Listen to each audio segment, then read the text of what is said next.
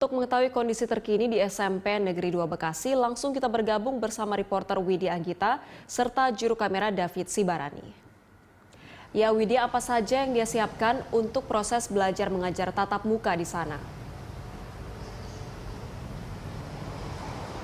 Ya, Anggita dan juga pemirsa, jelang diberlakukannya sistem pembelajaran tatap muka untuk tingkat sekolah menengah, ya ini SMP dan juga SMA serentak pada 13 Juli mendatang. Dari Kementerian Pendidikan dan Kebudayaan juga memberikan panduan baru, yakni untuk yang bagi sekolah-sekolah yang akan dibuka kembali ini adalah untuk sekolah yang berada di daerah zona hijau.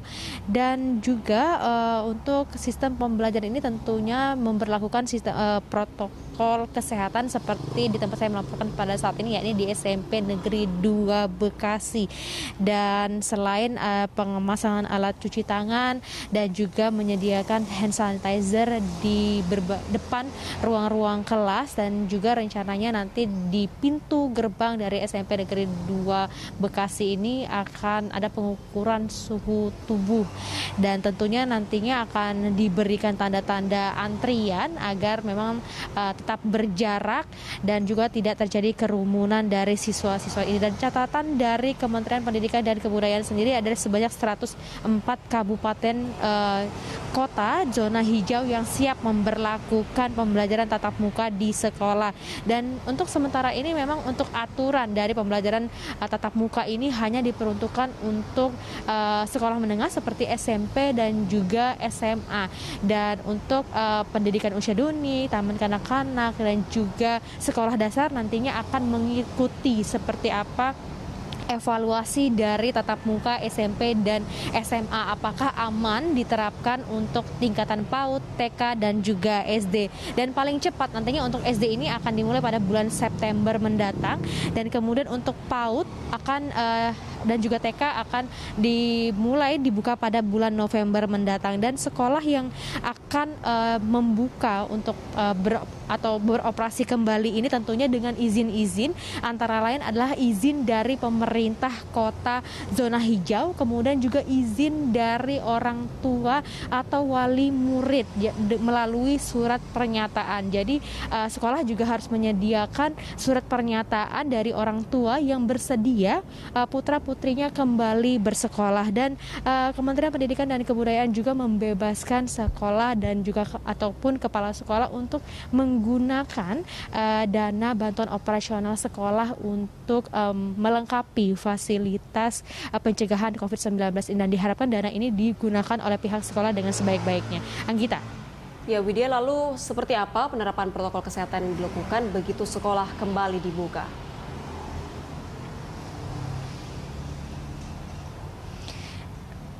Ya, Anggita dan juga pemirsa, memang secara teknis nanti akan ada yang berbeda dari sistem pembelajaran tatap muka kali ini.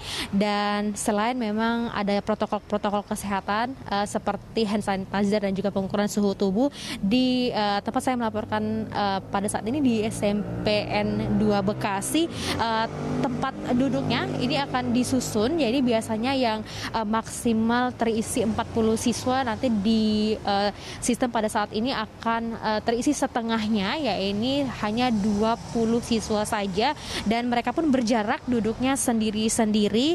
Dan juga untuk aturan ini juga tidak hanya untuk siswa saja, juga untuk tenaga pengajar dan juga petugas sekolah diwajibkan untuk menggunakan masker ataupun pelindung wajah. Untuk jam operasionalnya yang biasanya sampai pukul 14 sore hingga 14.30 sore nanti akan sedikit dikurangi, yaitu sampai pukul 11 atau pukul 12 siang saja. Dan kami juga mendapatkan informasi dari beberapa sekolah juga akan menerapkan pembagian waktu atau shift pembelajarannya. Jadi shift pertama akan dimulai dari pukul 7 sampai dengan pukul 10 pagi, kemudian di shift keduanya juga nanti akan dimulai dari pukul 11 sampai dengan 14 siang. Dan aturan-aturan lainnya yang berbeda mungkin seperti meniadakan les atau waktu tambahan, kemudian juga untuk kantin tidak dapat beroperasi. Jadi yang dapat beroperasi adalah koperasi atau penjualan alat-alat tulis saja. Dan nanti juga untuk mata pelajaran seperti olahraga akan dikurangi, dan jika nanti akan dilakukan tentunya tetap dengan jaga jarak. Dan terakhir, untuk orang tua atau pengantar siswa tidak boleh menunggu di dalam sekolah dan hanya untuk aktivitas pengantaran dan penjemputan saja. Dan sebagai informasinya bahwasanya sekolah ataupun madrasah dengan asrama ini belum boleh diberlakukan, hanya untuk sistem pembelajaran saja. Dan juga catatan dari Kemendikbud sendiri bahwasanya per 15 Juni 2020 ini memang ada sekitar 94 peserta didik yang masih berada di zona kuning, orange dan juga merah, atau di sekitar 429 kabupaten kota, sehingga mereka masih harus belajar di rumah. Dan adapun untuk sistem atau sekolah-sekolah yang berada di zona hijau ini masih